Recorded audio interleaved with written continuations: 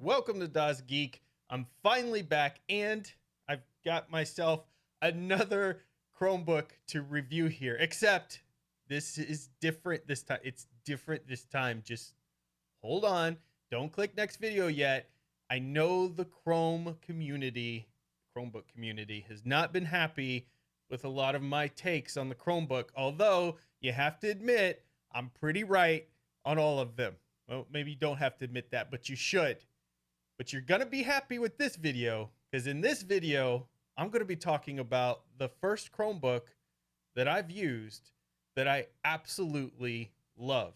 In fact, I absolutely adore this machine here. This is the Lenovo Duet 5. I picked this up as an impulse buy and just fell in love. I talk about it on the latest Hardware Addicts episode, so make sure you check that out as well. What makes this one so special? I'm going to tell you right up front. You're not going to have to wait till the very end. What makes this special, amongst many other things we'll get into in this video, is that this Chromebook doesn't try to be something it's not. And what it is, and what it advertises itself as, it does extraordinarily well. In fact, out of all of the tablets, from iPads to Samsung tablets to other devices, because this is a Chromebook, but it's mostly a tablet, this is my favorite tablet of all of them. I've gotten more productivity and more use out of this device than any of those others. And that to me is super impressive. So let's talk about specs before we get into anything else. They didn't go cheap on the screen. You do get just the full HD, so your 1920 by 1080 resolution, which generally isn't my favorite, but they backed that here by an OLED panel. So that OLED allows you to have those really true deep blacks and great color reproduction. So generally, when I see a 1920 by 1080 on a device like this, that's going to be a no-go. But because they used OLED and the color reproduction is just beautiful on this, it actually works in this case. You get the new Snapdragon 7C inside of this. You get 4 or 8 gigabytes of RAM as an option and 128 or 256 gigabytes of eMMC storage. The battery life on this device, I believe it says on a lot of sites, or the manufacturer says 10 hours, something like that. But this is one of those cases where I'm getting way more battery life out of this device than even what's advertised. I'm getting somewhere between 13 to 14 hours of productive battery life on this. In addition, I can let this device sit uncharged for a day or two and come back, and it still has most of its charge left. The only other device that I can say can do this on a regular basis that I've seen is like a MacBook. The new MacBooks with the M1 processors, they're capable of that kind of amazing power management. But we got this in a Chromebook. And we got this for a Chromebook, by the way, that runs just around $400. Somewhere $450. You can get it on sale sometimes for a little less, $425, maybe $400 if you're a really savvy shopper.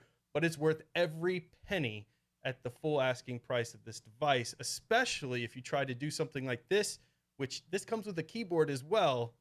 In the Apple world, you're going to be over $1,000 or right at $1,000. And this you're getting for half the price, and it can do just as much. It seems like an easy decision to me. So now let's talk about all of the things that work really well with this, because it's just a tablet after all, but it's a very small, thin profile tablet at just 7 millimeters thick. And the device never heats up. So all the work they've done with the Snapdragon 7C and all the enhancements that they've made to Chrome OS have really optimized this device to have the amazing battery life and a really fantastic performance. For instance, on this tablet device, I was able to fully edit and publish and render an entire Hardware Addicts episode. In fact, the very latest episode of Hardware Addicts was completely done on this Chromebook right here. And I did that as a test. Can this device, this tablet that comes with the keyboard that kind of makes it like just having a laptop, actually be able to do all the things that I would expect from a laptop computer, but also understanding it's just a tablet? And I thought, well, on the iPads, they're talking about being able to put Final Cut Pro and other things on there. That's a really big deal because of the processor that they're putting in those. So I don't need to use Final Cut Pro on this device. I wouldn't use it anyways, but maybe I could render an entire podcast on it and see how it goes. And thanks to the easy Linux integration that they do, there's a lot of applications that you have access to on Chrome OS that you wouldn't previously, like Audacity, for instance, which allowed me to do a lot of the editing and rendering and things that I needed. And that type of enhancement of actually making Linux more of a centerpiece in Chrome OS is what's going to take Chrome OS to the next level, because otherwise it's just a giant Android phone. And a lot of the apps, although it's gotten better, that are available in the App Store aren't optimized for a tablet form factor. They're made for a phone form factor. And that's where I think Google can do some more work encouraging the developers to really make their apps work automatically for their tablet devices if they want tablets to really continue to take off. You get the 5 and 8 megapixel cameras. It comes with the keyboard, and the keyboard is really solid. It has very nicely spaced keys in it.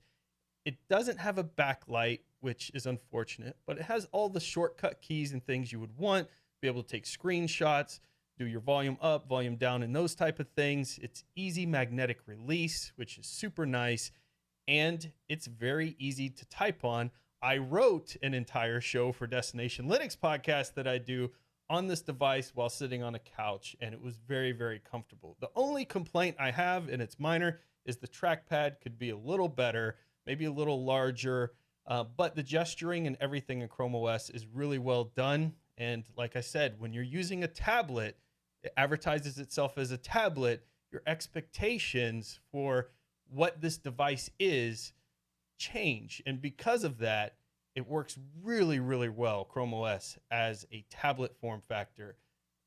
The areas where I had frustration is when they advertised it as kind of a laptop replacement for main OS, because that's where I personally feel Chrome OS falls flat on its face. But as the Linux integrations have come in and they've made it easier, that's starting to change a little bit. So I consider this a companion device. That's why I want to keep it in my collection. I already have really powerful laptops that I can take with me if I need to do video editing or other power things. I've got my desktop here that's extremely powerful to do my gaming and other stuff. I want something that's a companion device that if I'm traveling at work, and I also want to have to bring my work laptop, but I want something to bring with me that when I'm on my own personal time, I can actually still get access to my files, do some other work, write a podcast, maybe edit a podcast, and those things that I don't have to bring another bulky, large laptop with me, or a laptop that just doesn't have good battery life. And that's why this is the perfect companion. Generally, tablets are more annoying and less capable than they are useful. In this case, this Lenovo Duet 5 actually hit all the marks. So one of the things that impressed me with this device is the kickstand and the magnetic keyboard were actually stable enough for me to sit back on my couch, lounge style, and be able to still type out notes very comfortably in it because of the well-spaced keys and the great travel that it has with those keys. I was able to access all the apps that I need from Bitwarden, which is one of our sponsors. Go to bitwarden.com/tux and check out the greatest password manager on the planet. I was able to easily navigate with Bitwarden. I was able to easily navigate in Linode, a cloud service that we use. Again, another sponsor of the Tux Digital Network, linode.com/tux, and check them out. But all my cloud servers I could access, and because of the Linux integration, I could SSH into those servers and do everything that I needed to do right there on this little device. So as a remote device you take anywhere, worked absolutely perfect for that. And the quad speakers are amazing in this device. Has really good sound. Not the greatest sounding I've ever heard, but for a tablet, fantastic. Having that quad surround sound type virtualized sound it was good. I will mention, however, because I had to edit the podcast using Audacity, which is a Linux app, which they make available in Chrome OS. And Chrome OS is kind of based on Linux kernel. It's confusing, I know. But at the end of the day, the point here is that in the Linux side, it only seemed to fire 2 of the speakers and they sounded kind of tinny. Whereas on the Chrome OS side, you get all quad speakers and it sounds really good. So it'd be really cool if Lenovo could figure out how to fire those speakers even on the Linux side when you're playing audio through that, because a lot of the powerful applications are on the Linux side, not in the Play Store. So that would be one thing I would like to see improved. Also, Discord, e-reader, video content, and again, all the editing I did. It's just a really fantastic device. Whether you're using GitHub, writing code, or other things, you can do that because you can install Visual Studio Code, for instance, on this device, and you can install Python as well. And I tested all that out and was able to run scripts no problem, which was awesome.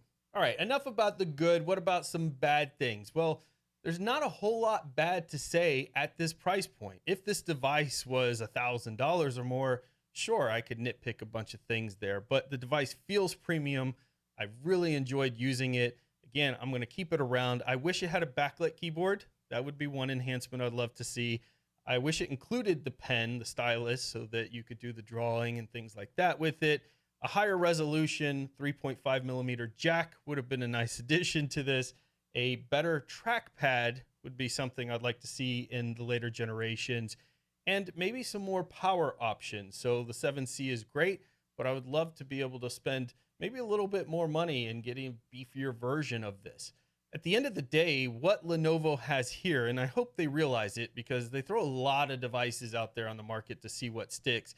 What they have here is the foundation for what I think would be one of the greatest tablets on the market, period. Better than Apple, better than any other Android device out there. It would be the flagship tablet. I say that because I haven't been excited about a tablet since the Nexus 7. Since then, every other tablet has been a, why do I need this other device? I have a laptop and I have a phone. If I can't do what I need on a phone, I'll go to my laptop.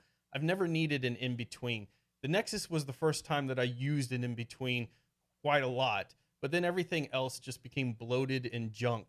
This is the first time that I feel like that's gone away. So they have the foundation for something perfect, and I hope they keep iterating on this, little iterative changes, because everything I mentioned I'd like to change, these are small things, and one or two of these changes at a time, and you're going to absolutely, I think, own the market with tablets if you continue iterating on this beautiful foundation that you've built. So congratulations, Lenovo. You made me a believer in Chromebooks and tablets again.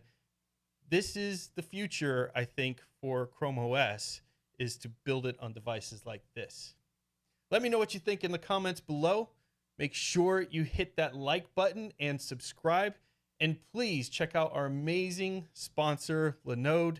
If you want to do more in the cloud, you have a device like this Lenovo Duet, and you want to do a lot of cloud services and be able to spin up servers like Minecraft servers, you want to spin up Valheim servers, you want to set up your own Nextcloud servers, you can do all of that on Lenovo. Go to lenovo.com/tux and check them out.